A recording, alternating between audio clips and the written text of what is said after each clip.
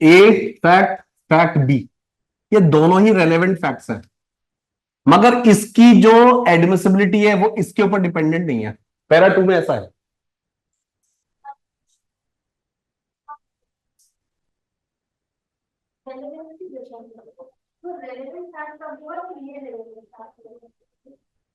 देखो ये तो समझते हो, पैरा थ्री में क्या हो रहा है, दोनों के दोनों रेलेवेंट फैक्ट्स हैं।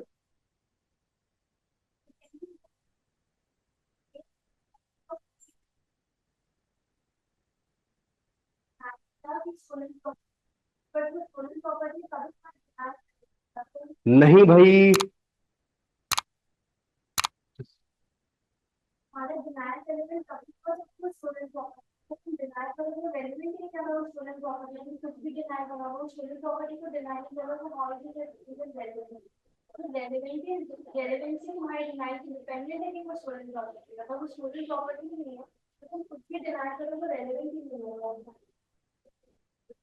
अच्छा ठीक है, तो यानी कि कहने का मतलब है एक फैक्ट है और दूसरा फैक्ट क्या है,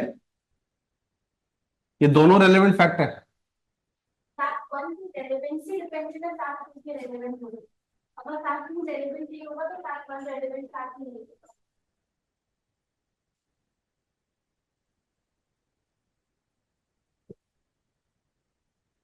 तो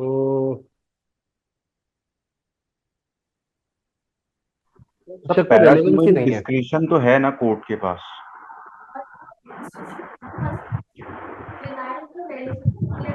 हम्म, मतलब ये पता है क्या कह रहा है, समझ गया मैं, मतलब 5 से 55 के बाहर का फैक्ट है ये, है ना, ये 5 से 55 के बाहर का फैक्ट है, मगर ये रेलेवेंट क्यों है, क्योंकि ये इससे एसोसिएटेड है।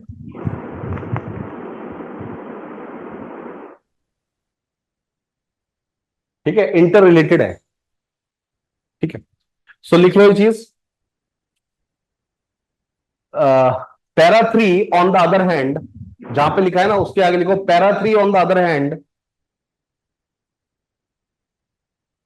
Provides that both the facts sought to be proved, provides that both the facts are sought to be proved, both the facts sought to be proved are the alleged facts, both the facts sought to be proved are alleged facts, that is, the party proposed to give evidence on both the facts, the party proposed to give evidence on both the facts, but the relevancy of one depends upon, but the relevancy of one fact depends upon the proof of other fact. Relevancy of one depends upon the proof of other fact. The proof of other fact. Here it is not the prima facie duty. Here it is not the prima facie duty of the party to prove one of the fact first. Rather, he has a choice. It is not the prima facie duty of the party to prove one of them first. Rather, he does not have a choice. Rather, he does not have a choice, and it is the discretion of the court. Rather, he does not have a choice, and it is the discretion of the court to direct him to prove, to direct him to prove, to direct him to prove that the fact first, uh, to direct him to prove that fact first, upon which the relevancy of the other depends, upon which the relevancy of the other depends, upon which the relevancy of the other depends, upon which the relevancy of the other depends. Upon which the relevancy of the other depends. ठीक है, सो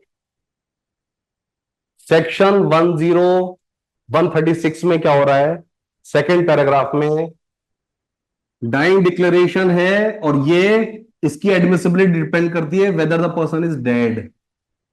तो इससे पहले ये prove करना है, इसके regards में आप क्या लिख दीजिए, अंडरटेकिंग लिख दीजिए। ठीक है, दूसरा फैक्ट क्या है, एक फैक्ट है, इसकी जो रेलेवेंसी है it is dependent on some other fact. The relevancy, relevancy का मतलब क्या है कि ये फैक्ट तभी एडमिसिबल होगा।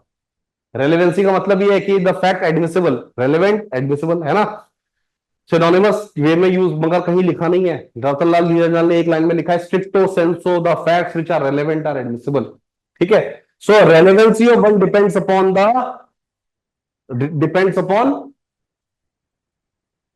Upon the proving of another fact.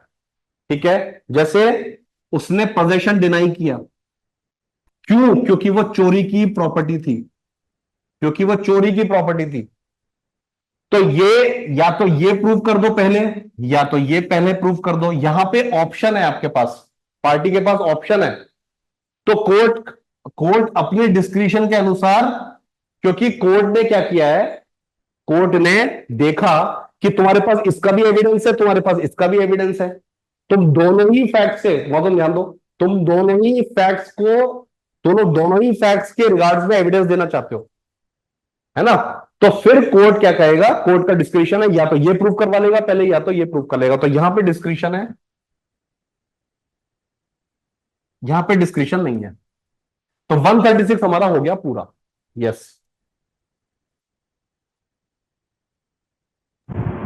Sir समझ नहीं आया। कोर्ट का जो डिस्क्रिशन होता है, तो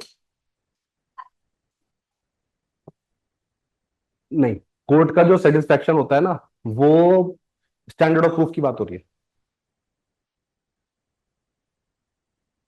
हाँ, अगर वो फैक्ट है ना, तो वो ऐसे नहीं कि मुझे लगता है कर, नहीं, स्टैंडर्ड ऑफ प्रूफ डिस्क्रिशन अलग अलग चीज है। सेटिस्फैक्शन का मतलब है स्टैंडर्ड ऑफ प्रूफ।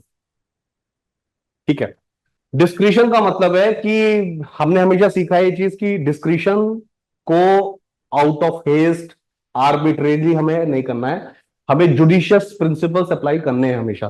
ठीक है, एक बार फिर से बताता हूं यश, देखो क्या हो रहा है। पैरा 2 में there is a dying declaration, but first of all the court में require that prove it whether he was dead. तो इससे पहले ये प्रूव करना है, there is a fact which needs to be prove first so as to make it admissible. तो आप कहते हो कि सर डेड वाली जो बात है ना, ये इसके रिगार्ड्स में मैं अंडरटेकिंग दे देता हूं आपको। I can write an undertaking, so this fact can be prove later on by writing an undertaking. Second वाला जो पैरा 3 है, पैरा 3 क्या कहता है, देयर इज अ फैक्ट, ये अपने आप में क्या है, डिनायल है, ये denial of anything, it is not relevant. मगर ये जो डिनायल है ये रेलेवेंट कब होगा, किसी विशेष परिस्थिति में जब ये डिनायल हुआ है तभी तो रेलेवेंट हुआ। तो ये जो डिनायल है किसके रिगार्ड्स में है, ये रिगार्ड्स है एक ऐसा fact that is the property was stolen property, चोरी की प्रॉपर्टी थी, तभी मैंने डिनाई किया। तो डिनायल से रिलेटेड आपके पास क्या है, ऑक्यूलर एविडेंस है, आई विटनेस है, और चोरी से रिलेटेड की ये प्रॉपर्टी चोरी है, उससे रिलेटेड आपके पास रसीद है,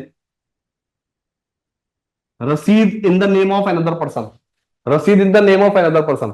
ठीक है, तो ये दोनों ही चीजें आप कोर्ट में प्रपोज कर रहे हो एक साथ। ये जो फैक्ट है ये अपने आप में रेलेवेंट नहीं था, इसकी रेलेवेंसी इस फैक्ट के ऊपर डिपेंडेंट है। तो ये फैक्ट 1 है, ये फैक्ट 2 है, इसी तरह से इन दोनों का रिलेशन बना है। That is why both the facts are inter related to one another. ठीक है, सो ये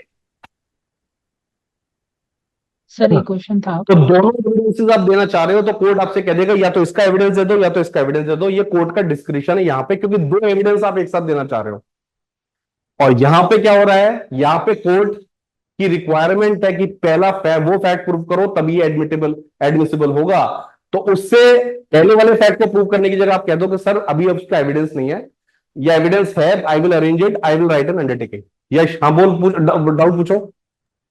सर जिस डॉक्यूमेंट का हमने अंडरटेकिंग दिया है, सपोज अगर डाइंग डिक्लेरेशन का केस नहीं है, कोई थेफ्ट का केस है, अगर हम किसी रिस्पेक्ट में अंडरटेकिंग दे रहे हैं and that undertaking is for an ocular evidence which the defence in any case has to disprove, उस सिचुएशन में क्या वो पिवटल एविडेंस को हम हिट करके एंड अपना केस बियॉन्ड रीजन अपने नहीं, अपना अगर केस तुम बियॉन्ड रीजनेबल, अगर अंडरटेकिंग फुलफिल नहीं कर पाए तो हाँ वो फीबल हो जाएगा ना एविडेंस।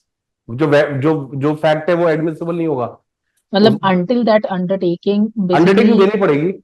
अंडरटेकिंग तो हमने दे दिया, वो but full as a proof dying defence declaration, counsel, वो डाइंग बट डिक्लेरेशन पर से नहीं है ना। हम्म। अगर आपने डाइंग डिक्लेरेशन दिया, आपने अंडरटेकिंग दे दी है कि भाई डेड हम्म वाली बात जो है ना, कि लीगल डेथ उसकी हो चुकी है, और हम्म वही आप प्रूव नहीं कर पाए, तो डाइंग डिक्लेरेशन रहा ही नहीं वो। डाइंग डिक्लेरेशन तो sole testimony, sole dying declaration के बेसिस पे आप कन्विक्शन कर सकते हो। मगर ये तो अपने आप में वेरासिटी लूज कर जाएगा ना डाइंग डिक्लेरेशन, क्योंकि आप उससे एसोसिएटेड जो जो फैक्ट है जो उसको एडमिसिबल बनाएगा, जो फैक्ट सर उसको एडमिसिबल हाँ ठीक बनाएगा। है। हम उसको ना कल वाली ऐसे क्लास से रिलेट कर रहे हैं जहाँ पे there are two evidences given to prove a fact, so either of one, अगर हमने वहां पे एक प्रिपॉन्डरेंस ऑफ प्रोबेबिलिटीज पे ला करके अगर हम उसको वीकेंड करना चाह रहे हैं, either of the one can be used to create doubt in the mind of the court, और in both the situations we need to create the doubt in the mind of the court.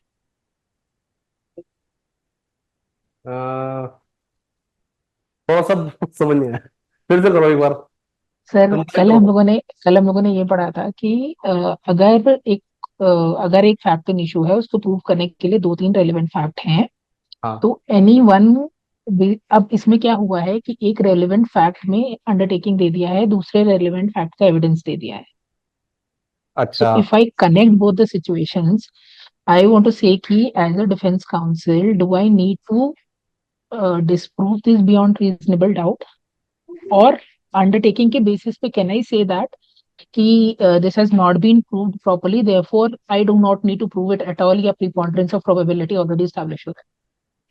किस level पे जाके answer question पूछे आ रहे हैं, वाह भाई वाह। बताओ बताओ, वेरी गुड, बताओ question. So then the defense will not have to prove एक the मिनट एक fact. मिनट,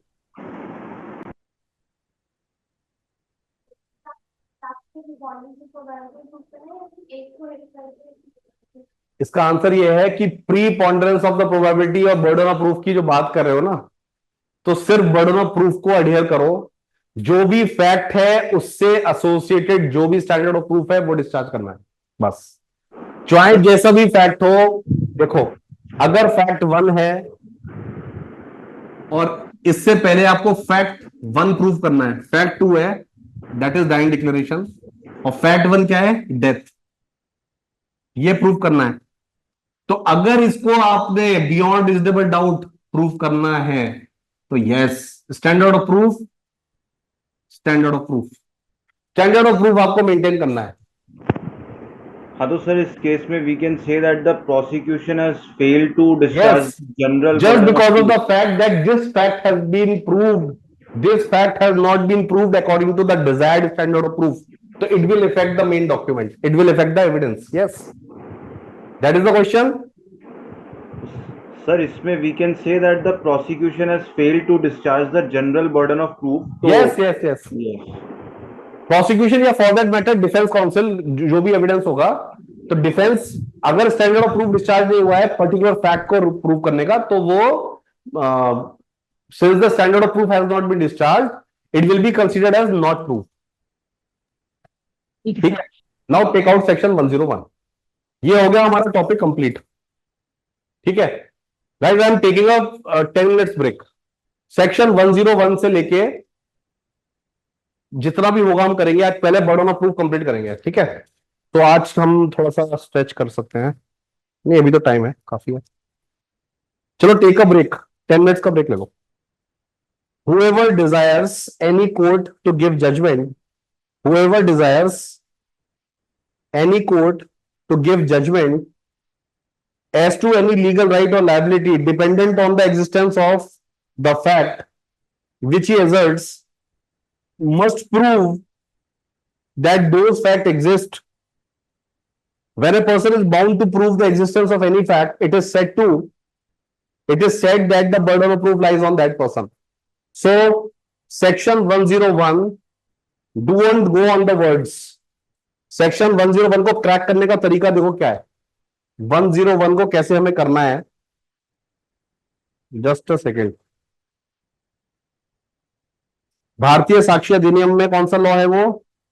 सेक्शन 101 का 104. ठीक है, 104 निकाल लीजिए. 104, 104, 101 सेम बात है. ठीक है,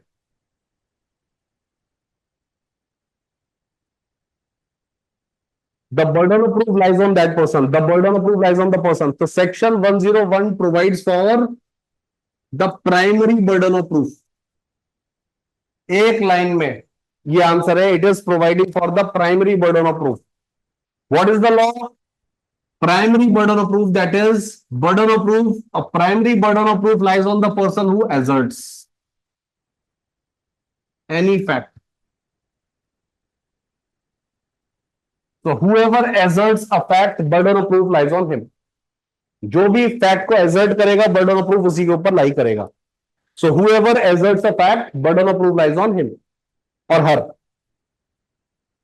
A desires a court to give judgment that B shall be punished of a crime which A says B has committed. A must prove that B has committed the crime. So primary burden of proof. Section 101 provides for the primary burden of proof. मैं सब dictate भी कराऊंगा, जनवरी में लिखते रहना जो भी मैं बोलता रहा हूं. ठीक है, सेक्शन 101 को सेक्शन 103 के साथ कंपेयर करिए और मुझे आंसर दीजिए दोनों में डिफरेंस क्या है. Please read section 101 and 103. Section 101 और 103 को कंपेयर करिए. 103 को, the burden of proof as to any particular fact exists, as to any particular fact exists, lies on that person who wishes the court to believe in its existence unless it is provided by any law that the proof of that fact shall lie on any particular person.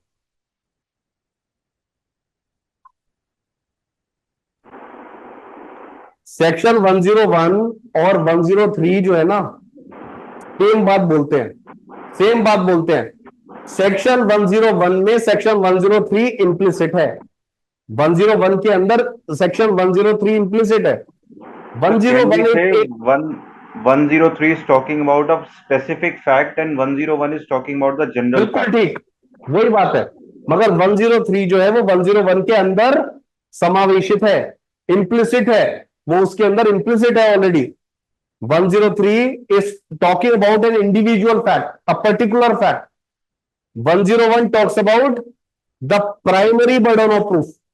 It provides for the primary burden of proof. Section 101 और 103, 101 समझ लो पूरी किताब है और 103 एक chapter है, ऐसे समझ लो. पूरा चैप्टर, पूरी book. 101 is the entire book. Primary burden of proof. Burden of proof lies on the person who asserts. जिसने कहा कि मर्डर किया, मर्डर पूरा वो प्रूव करेगा. जिसने एजर्ट करा कि ए ने कमिट किया मर्डर, तो burden of proof lies on the person who asserts. ठीक है, उसमें एक पर्टिकुलर फैक्ट है कि the person had the intention. Intention वाला जो पार्ट है, जो इंटेंशन वाला पार्ट क्लेम करेगा, burden of proof lies on him. ठीक है, ऑफेंस ऑफ रेप, ठीक है, जब भी ऑफेंस ऑफ रेप होगा, don't you think so that there is a contrary presumption of law. There is always a contrary presumption of law against the accused. जब भी offence of rape होता है तो ये लॉ प्रिज्यूम करता है, law is bound to presume, the court is bound to presume that there was no consent. Now section 103 क्या कहता है? सेक्शन 103 कहता है कि general burden of proof lies on the person who asserts, है ना। 103 क्या कहता है कि for the purpose of proving a particular fact burden of proof lies on the person who asserts the particular fact unless the law requires सो। तो consent का जो point है, कंसेंट का जो पॉइंट है वो प्रोसिक्यूशन को प्रूव ही नहीं करना।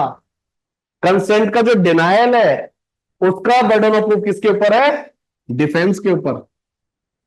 ये लॉ रिक्वायर करता है। This is declared by section 103 का second part. This is declared by section 103 का सेकंड पार्ट। फिर से बता रहा हूं, जो ऑफेंस ऑफ रेप होता है, ऑफेंस ऑफ रेप में ये हमेशा प्रिजम्पशन ऑफ लॉ होता है कि कंसेंट होगा ही नहीं, that there is no consent of the women. Women का कंसेंट ही नहीं था, ठीक है। तो प्रोसिक्यूशन को ये प्रूव ही नहीं करना क्योंकि लॉ ने ऑलरेडी प्रिज्यूम कर लिया है। तो कंसेंट का जो डिनायल है, sorry consent that there was consent, denial नहीं, प्रिजम्पशन का जो रिबटल है, रिबटल जो है, प्रिजम्पशन का जो रिबटल है उसका बर्डन ऑफ प्रूफ किसके ऊपर है? उसका डिफेंस के ऊपर है। बिकॉज लॉ रिक्वायर्स सो, ठीक है, बिकॉज लॉ रिक्वायर्स सो ये पर्टिकुलर फैक्ट है, मगर law requires that it is the defence counsel who must prove it, ठीक है।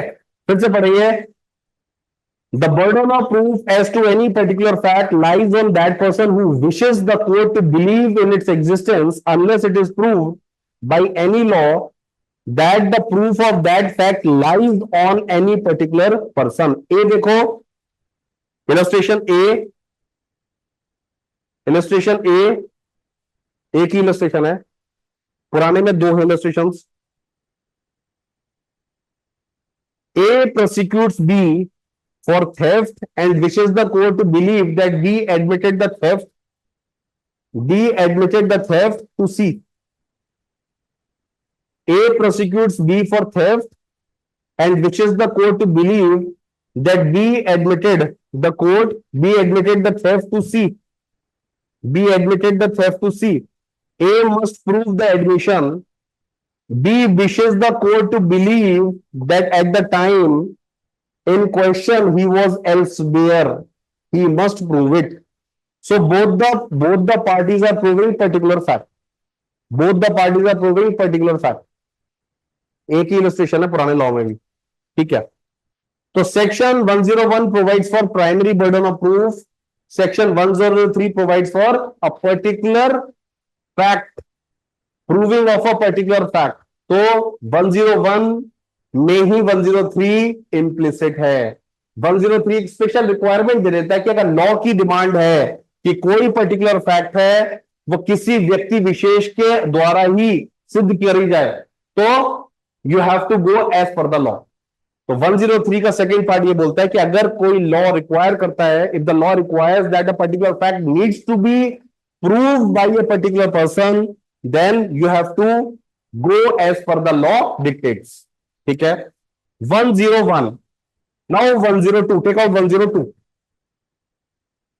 On whom the burden of proof lies, on whom the burden of proof lies।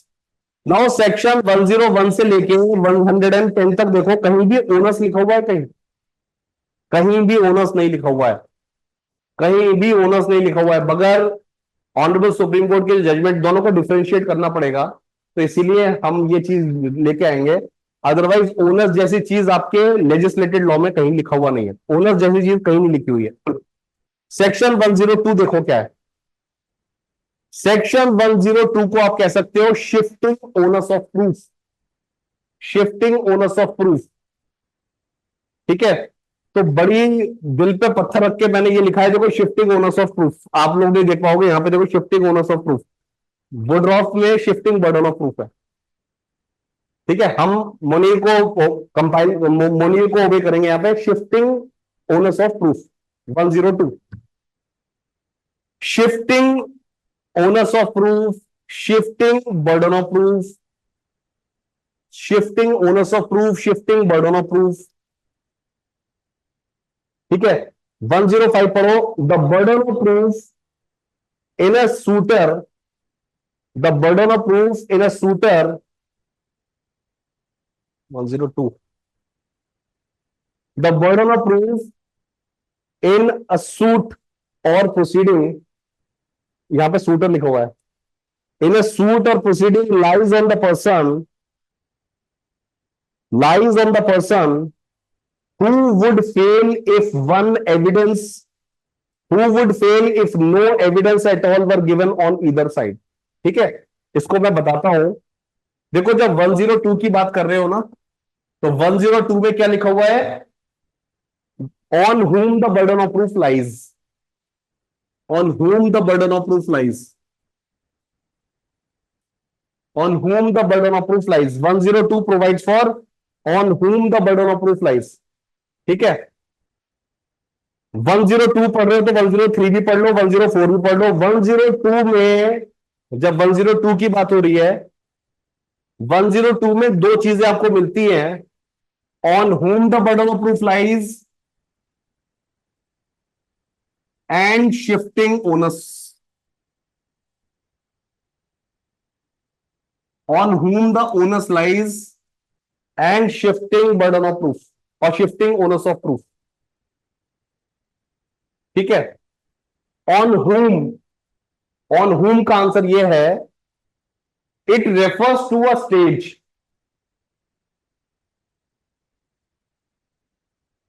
it refers to a stage। I was quite adamant, और जरूरी नहीं कि मैं अपना दिमाग जो है वो सब बच्चों के अंदर भर दूं। ठीक है, I was very adamant 2016, 17, 18। It is after 2021 मैंने ये एडॉप्ट किया, क्योंकि क्योंकि यहां पे तो ओनर्स लिखा है, यहाँ पे तो बर्डन। तो फिर मैंने कहा कि अननेसेसरी डिबेटिंग करने से फायदा नहीं, मैं अपना अपना मैं इस फ्यूटाइल एक्सरसाइज में आने से अच्छा है कि मैंने थोड़ा सा पीछे चला गया। हालांकि I still believe Woodroffe is right, because sir Stevens ने बर्डन ऑफ प्रूफ यूज किया, ओनर्स यूज नहीं करा है। दूसरी बात है, when I look at the dictionary, dictionary में ओनर्स का मतलब भी तो बर्डन ही है? ऐसा है क्या? देख लेते हैं एक बार।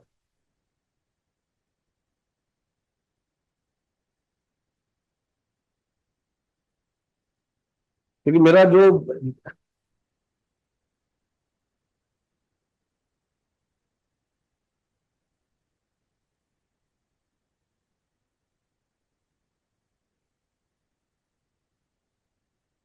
वंस ड्यूटी और रिस्पॉन्सिबिलिटी,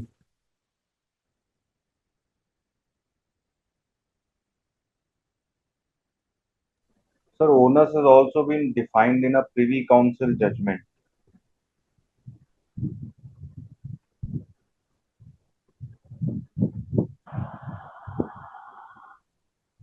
ठीक है। सो देखो, तो 102 में क्या है? On whom the onus lies.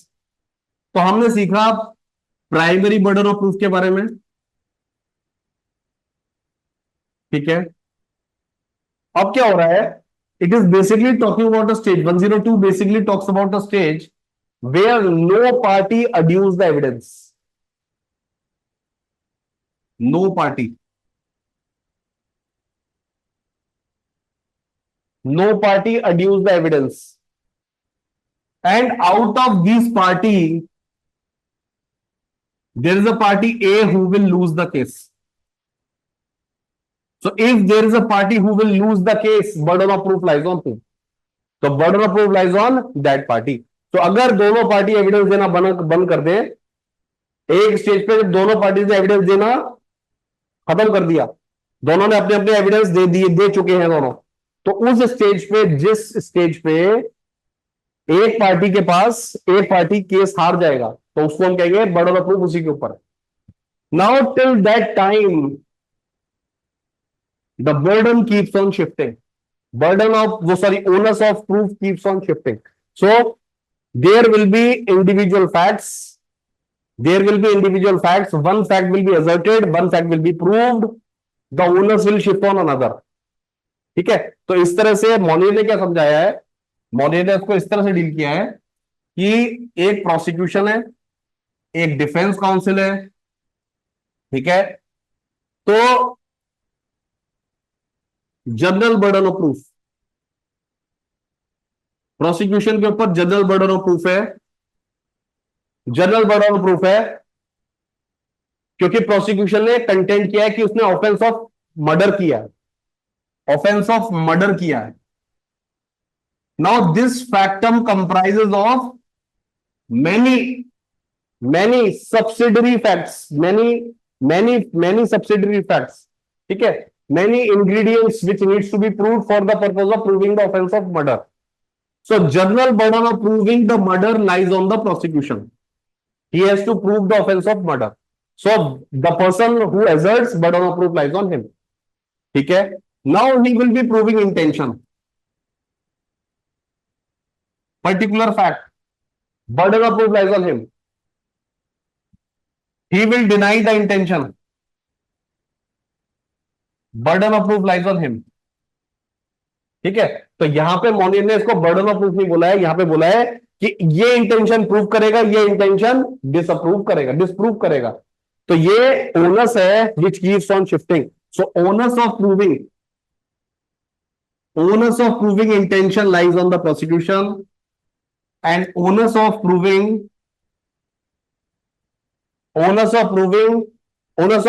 disproving intention lies on the defense counsel. So onus keeps on shifting.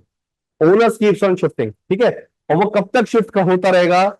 वो तब तक शिफ्ट होता रहेगा when both the parties will stop giving evidences, when both the parties do not adduce evidences and one of the party emerge as losing the case. One of the party will lose the case.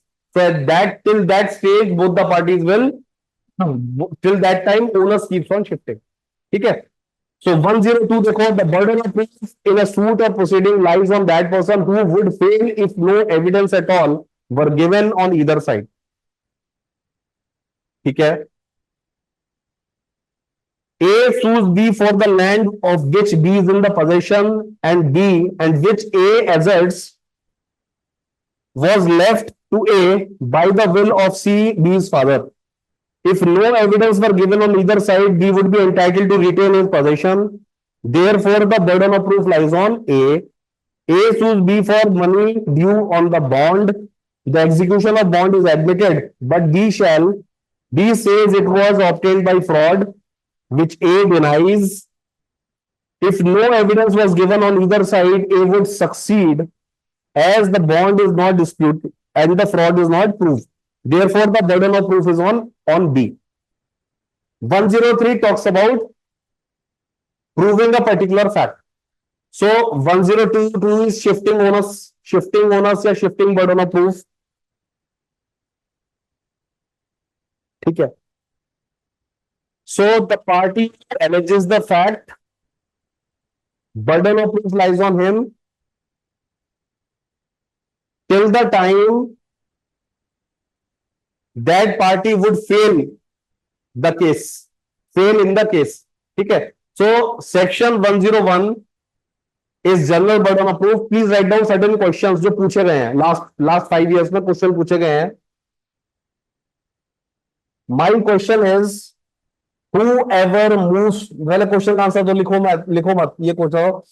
I am making a statement, whoever moves the court to prove the cause of action, is he the same person which is being talked about under section 101? Yes.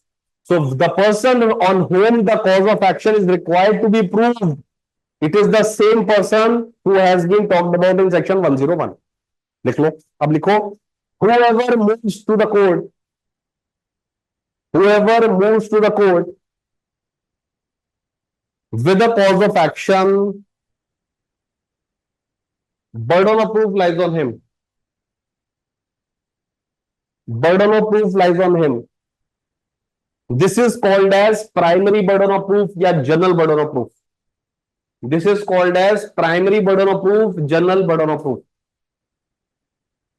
तो जो भी cause of action होगा उसको general burden of proof उसी के ऊपर है. ठीक है, तो जनरल बर्डन ऑफ प्रूफ आपको डिस्चार्ज करना है. सिविल लॉ में प्रीपॉन्डरेंस, क्रिमिनल लॉ में बियॉन्ड रीजनेबल डाउट. लिख लो, standard of proof may vary in civil and criminal law. Standard of proof may vary in criminal and civil law. Standard of proof may vary in civil and criminal law.